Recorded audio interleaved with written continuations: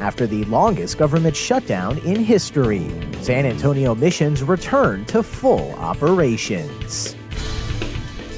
A convicted felon disputes claims he's ineligible for a special San Antonio election. And pre-K 4SA students score better on state tests. This is your Express Briefing podcast for Wednesday, January 30th. Subscribe to this and other free content at expressnews.com/podcasts. And get each day's top news and sports headlines delivered to your inbox at expressnews.com/newsletters. San Antonio Mission's National Historical Park has reopened with a full staff, and local officials say they're ready to keep it running if federal funds run out again next month. Since the partial government shutdown began December 22nd, Bexar County Parks employees have collected trash and cleaned restrooms at the missions, and the city, county, San Antonio River Authority, and nonprofit Mission Heritage partners were prepared to step up further to reopen the park's main visitor center and smaller ranger contact stations. However, last week's congressional passage of a continuing resolution to fund the government through February 15th made those plans unnecessary. The missions, including the state-owned Alamo, which was not affected by the shutdown, are the only UNESCO World Heritage Site in Texas. When a seat in the Texas House opened unexpectedly this month, local activist Steve Huerta decided to seek it, because in his words, his status would make it a historical race. But state officials say that status, earned when Huerta was convicted of a drug felony in 1999 for cocaine possession, bars him from running for public office.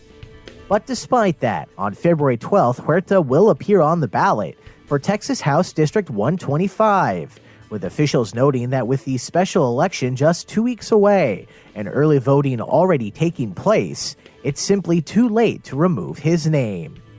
To run for public office in Texas, state election code states a candidate must have not been finally convicted of a felony from which the person has not been pardoned or otherwise released from the resulting disabilities. While Huerta has not received a pardon, he insists he's eligible to run for office anyway, simply because his voting rights have been restored. Although a 2004 Texas Secretary of State memo disagrees with Huerta's assessment, the office won't step in to remove him unless someone submits a conclusive public record, such as court documents, in opposition to his candidacy. The self-described social justice policy advisor active in the Democratic Party has also flouted eligibility requirements another way. While in an August application to run for precinct chair, Huerta cited an outside-the-district West Side apartment as his permanent address, his more current documents for the Special House District 125 seat list his permanent address as a house he later acknowledged was not his own, but where a friend lives that he's helping.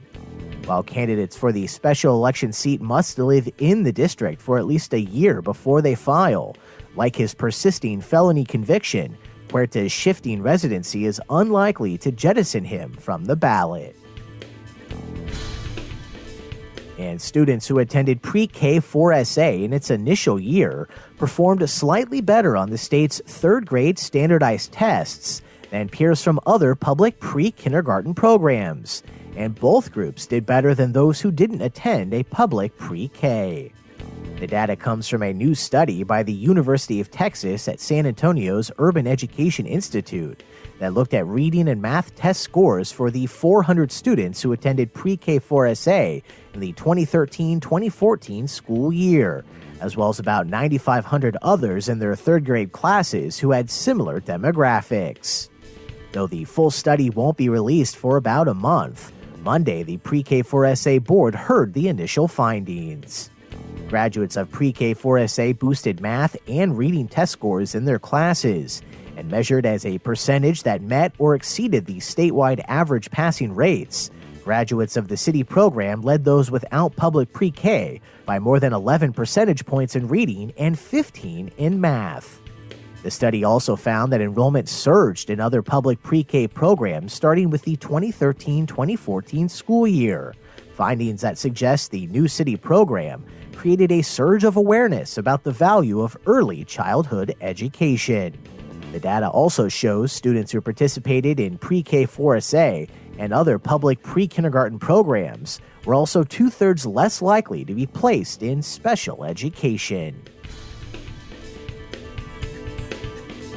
And that's your daily San Antonio Express briefing for Wednesday, January 30th. Subscribe to this and other free content at expressnews.com/podcasts.